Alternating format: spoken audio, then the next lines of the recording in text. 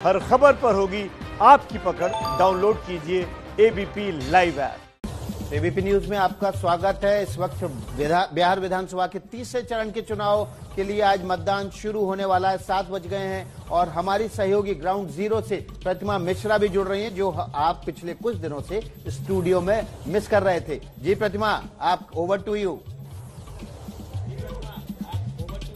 Good morning Vikas. तो बिहार की जनता के लिए आज का दिन बेहद अहम है, क्योंकि 15 जिलों की 78 सीटों पर आज वोटिंग होगी और ये आखिरी चरण है, तीसरा चरण है, जो बेहद निर्णायक होने वाला है, जो बिहार की सियासी तस्वीर को बिल्कुल साफ कर देगा। देखिए, इससे पहले की जो 2 चरण हुए उसमें आधे से ज्यादा सीटों पर चुनाव हो चुके हैं, वोटिंग कंप्लीट हो चुकी है, लेकिन आज जो थोड़ा बहुत कंफ्यूजन जनता के बीच है वो बिल्कुल साफ हो जाएगा, क्योंकि आज जब वोट डाल दिए जाएंगे तो बिहार की तस्वीर साफ हो जाएगी। बिहार विधानसभा परिसर में इस वक्त हम मौजूद हैं। आपको बता दें, आज 1204 प्रत्याशियों की किस्मत का फैसला होने वाला है। 2 करोड़ 34 लाख मतदाता हैं जो अपने मताधिकार का आज प्रयोग करने वाले हैं। तो ऐसे में एबीपी न्यूज हर बार की तरह आज भी आपसे अपील कर रहा है कि आज अगर आपके क्षेत्र में चुनाव हो रहा है तो घरों से बाहर निकले, जरूर वोट करें, क्योंकि आपका एक एक वोट बेहद कीमती है और वो बिहार की तस्वीर साफ कर देगा कि इस बार बिहार में कौन बनेगा मुख्यमंत्री। तो हम लगातार आपको बता रहे हैं किस तरीके की स्थिति होने वाली है। इस मौके पर हमारे साथ 2 खास मेहमान भी बने हुए हैं,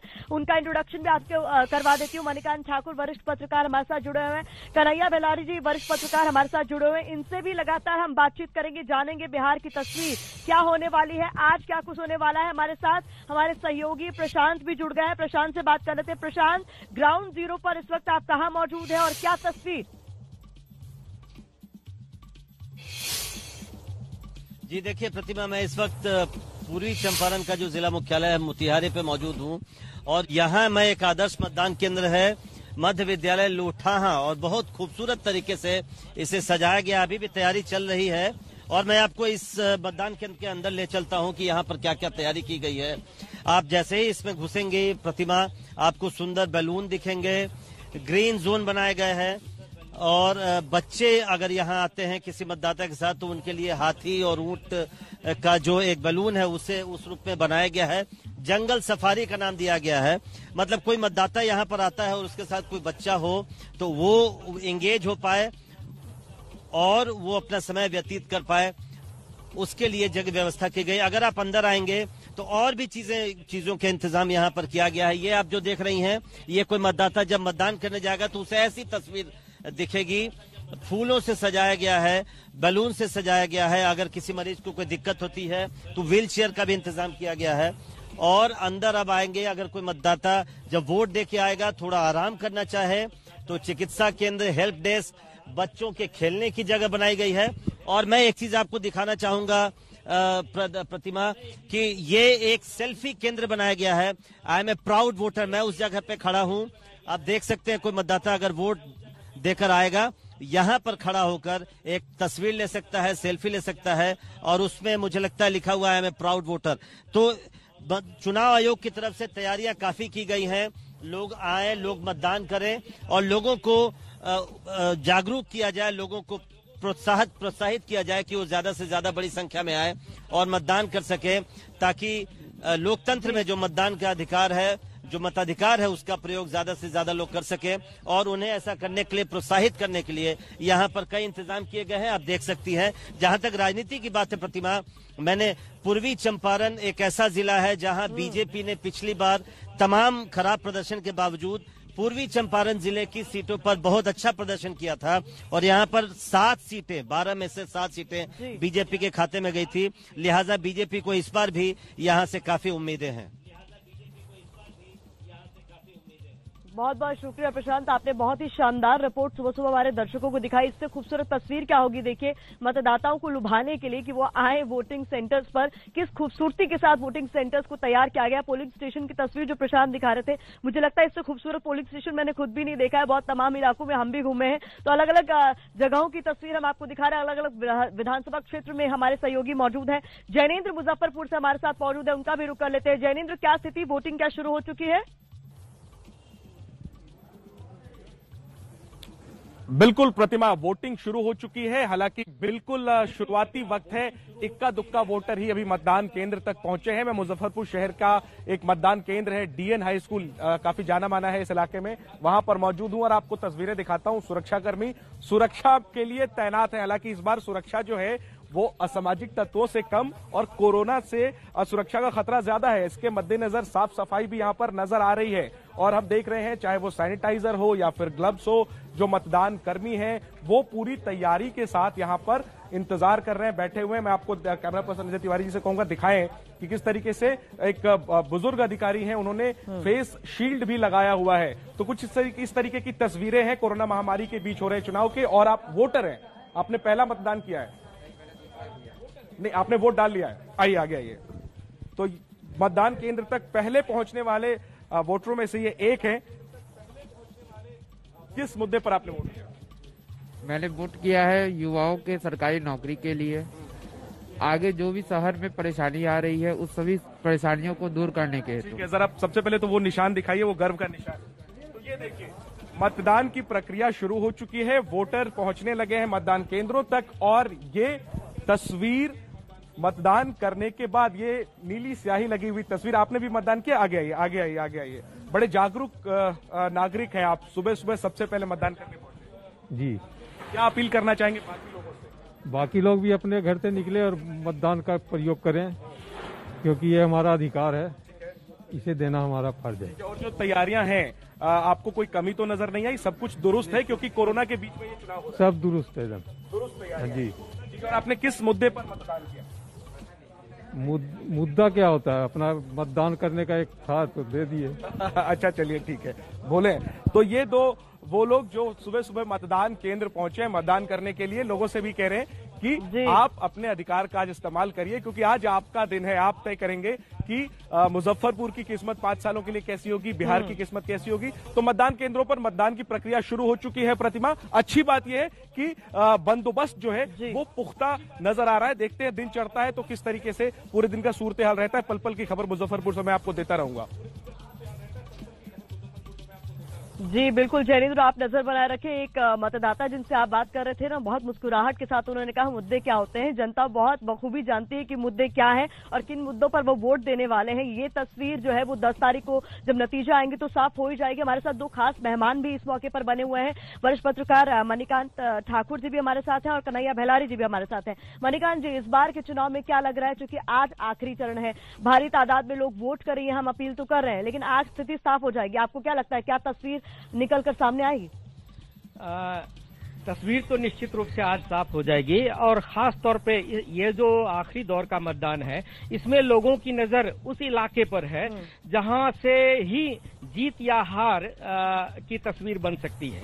वो इलाका है किशनगंज का, सीमांचल जिसे कहते हैं। वहां जो 3-4 जिले हैं, पूर्णिया, कटिहार, अररिया और किशनगंज, वहां 24 सीटों पर आज मतदान होना है। और वो जो 24 सीटें हैं वो मुस्लिम बहुल इलाका है। और ये वहां के मुस्लिम मतदाता आज क्या रुख अपनाते हैं, वो महागठबंधन की तरफ जाते हैं या कुछ हद तक बिखरते भी हैं या जेडीयू बीजेपी की तरफ जाते हैं, यही तय करेगा कि आगे किस तरह की तस्वीर उभरेगी। ये कॉन्फिडेंस कहीं डगमगाता हुआ भी दिख रहा है मुझे, क्योंकि असदुद्दीन ओवैसी की जब एंट्री हो गई तो जिस सीमांचल को लेकर बहुत कॉन्फिडेंट यूपीए रही भी होगी, अब क्या उतना कॉन्फिडेंस जता पाएंगे? माइक जी। मैंने बिहार का दौरा किया और बहुत ही मैं घूमा इस बार, और मुझे लगा कि एक बदलाव की स्थिति है। लोग चाहते हैं, ऐसा नहीं कि नीतीश कुमार के काम से भी खुश हैं, बहुत काम किया उन्होंने, टर्निंग अराउंड किया, और बीजेपी से नाराजगी नहीं है, लेकिन नीतीश कुमार से नाराजगी है। वो चाहते हैं बदले। और मणिकांत ने जैसा कहा सीमांचल के इलाका में, तो आपने ओवैसी की बात की, मुझे कहीं नहीं लगा कि ओवैसी इस बार फैक्टर है, बिकॉज वहां जो बहुलता है जिसकी अकलियत की, तो अकलियत माने सॉलिड एकदम जो है, रॉक सॉलिड जिसको कहते हैं। थोड़ा भी बिखराव आप नहीं देख रहे हैं? मैंने नहीं देखा, मैं तो सीमांचल में 3 दिन रहा। हाँ, मुझे नहीं लगा कि इस बार है। इस बार उन्होंने तय किया है कि हमको बदलाव करना है, क्योंकि जो मुद्दा रोजगार का मणिकांत जी, वही हम बात करते हैं कि गुस्सा है, ठीक है, नीतीश के खिलाफ गुस्सा है, पर क्या वो इतना है कि विकल्प लोग तेजस्वी को चुने, ये आपको दिखता है? देखिए, इसी में तो कई जगहों पर शक की गुंजाइश बनती है। ये जो दूसरे और पहले दौर का मतदान था, पहले दौर के मतदान में जहां उभर के आया कि किस तरह से महागठबंधन को बढ़त है, दूसरे दौर में कई लोग हिचकिचाने लगे ये कहने से, और ये पता चला कि बराबर की टक्कर कई जगहों पर है। तो इसलिए ये नहीं कह सकते हैं कि एकदम से कोई एक गठबंधन इतना आगे आ रहा है, एक लहर की तरह पैदा हुई है, ऐसा मुझे तो नहीं लगता जी। इस वक्त एक बड़ी खबर आ रही है, रुक कर लेते हैं विकास का। ओवर टू यू विकास।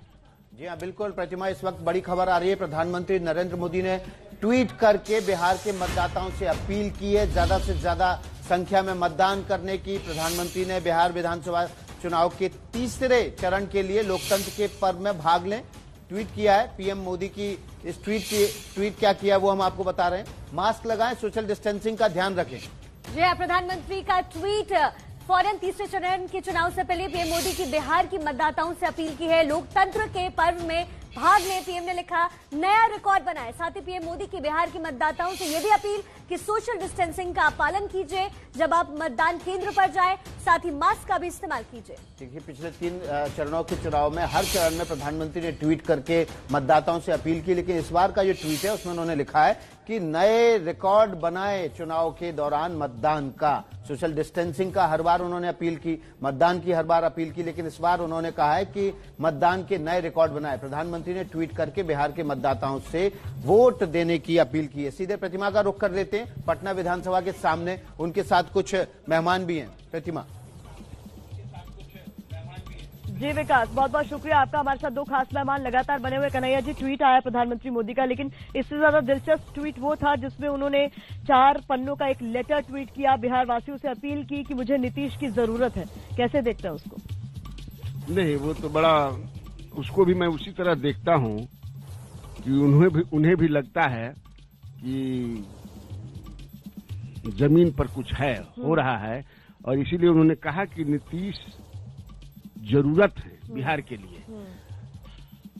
उन्होंने कहा कि नीतीश जरूरत है। इसका मतलब क्या है कि चूंकि प्रधानमंत्री हैं तो उनके पास तो बहुत से सोर्सेस से इंफॉर्मेशन जाते होंगे, और नीतीश कुमार जी के पास भी आते होंगे। तब नीतीश जी ने कहा धमदाहा की सभा में कि यह मेरा आखिरी है, चुनाव आखिरी है। हालांकि उसको फिर दूसरे दिन हरिवंश जी जो हैं राज्यसभा के उपसभापति, उन्होंने या फिर उनके दल के लोगों ने इसकी व्याख्या की। उन्होंने कहा कि ऐसा नहीं है कि राजनीति से संन्यास ले रहे हैं, उसमें यह भी हो सकता है कि फिसल गया है कि आखिरी चुनाव है, यह आखिरी मेरी सभा है। जी मणिकांत जी, जब इनिशियली उन्होंने ये बात कही तो उसको उनके अगेंस्ट ही देखा गया, मतलब कि आप एक सभा में हैं जो आखिरी सभा है इस चरण के, जो मतदान होने थे उससे पहले, धमदाहा में आपने बोला कहीं ना कहीं कि भाई ये मेरा आखिरी चुनाव है तो जरा वोट दे दीजिए, लेकिन उसको जिस तरीके से विपक्ष ने इस्तेमाल किया उस पर फिर सफाई आने लगी कि कहने का मतलब कुछ और था, निकाला कुछ और गया। क्या इमोशनल अपील आपको यहाँ पर लग रहा है काम आएगी?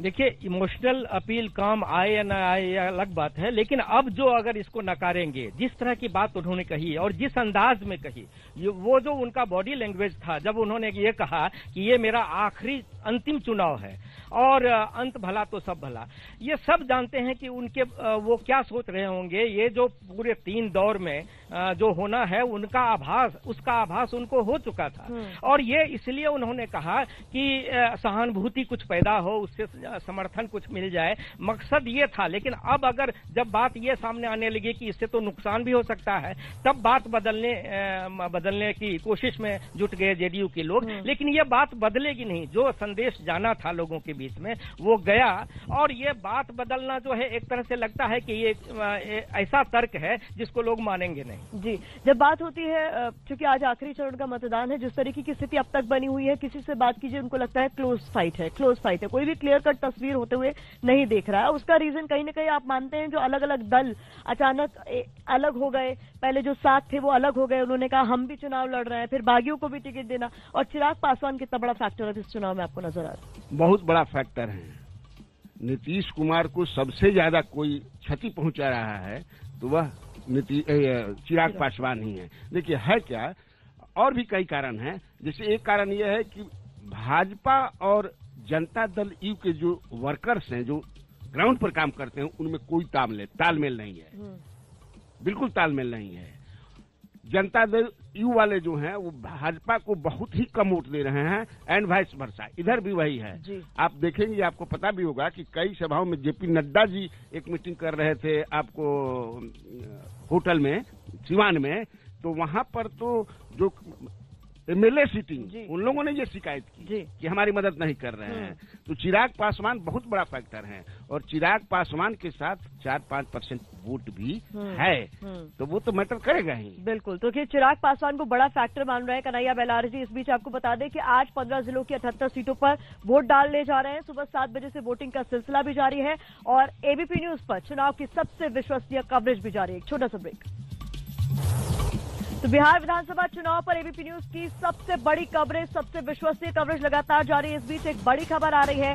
जन अधिकार पार्टी के अध्यक्ष पप्पू यादव का बड़ा बयान आया है। तीसरे चरण का मतदान आपको बता दें सुबह 7 बजे से शुरू हुआ है। 15 जिलों की 78 सीटों पर वोट डाले जा रहे हैं। इस बीच तेजस्वी यादव पर निशाना साधा है। पप्पू यादव ने ये कहा है, क्या कहा है आपको बता देते हैं। लिखा है कि ईडी से बचने के लिए पीएम का नाम लेने से बचते हैं तेजस्वी यादव। ये बड़ा आरोप लगाया है पप्पू यादव ने तेजस्वी यादव पर, ये कहते हुए कि पीएम मोदी का नाम उन्होंने कभी इसलिए नहीं लिया क्योंकि वो ईडी से बचना चाहते हैं। सिर्फ और सिर्फ नीतीश कुमार का ही नाम लिया, जहां पर भी लिया ये लालू जी की आरजेडी नहीं, ये युवराज आरजेडी है। तो ये पप्पू यादव ने बड़ा हमला किया है तेजस्वी यादव पर, कहते हुए कि ईडी से बचने के लिए पीएम मोदी का नाम नहीं लेते। क्या कहा एक बार सुन वाली।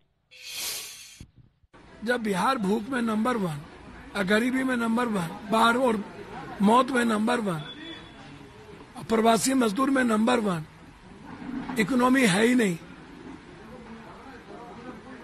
और सबने देखा 15 साल क्या हालात हो गए, तो जनता वोट क्यों दे। इन दोनों को पूरी पटकथा लिखी हुई है, बीजेपी के द्वारा पूरी पटकथा है। लोजपा के पीछे पटकथा, नीतीश को फिनिश करो पटकथा, महागठबंधन को तोड़ो पटकथा। यार जनता विपक्ष को क्यों वोट दे, सत्ता पक्ष को तो नहीं देगी, विपक्ष को क्यों वोट दे। जब किसी मुद्दे में विपक्ष नहीं होते, विपक्ष 5 साल 15 सालों से गायब है। तो कुछ इस तरीके से तेजस्वी यादव पर हमला किया है पप्पू यादव ने, ये कहते हुए कि ईडी से बचने के लिए पीएम मोदी का नाम नहीं लेते, और हर मंच से अगर हमला करते भी हैं तो केवल और केवल नीतीश कुमार पर। एक छोटे से ब्रेक के लिए रुक रहे हैं, लेकिन एबीपी न्यूज पर बिहार चुनाव की सबसे विश्वसनीय कवरेज लगातार जारी है।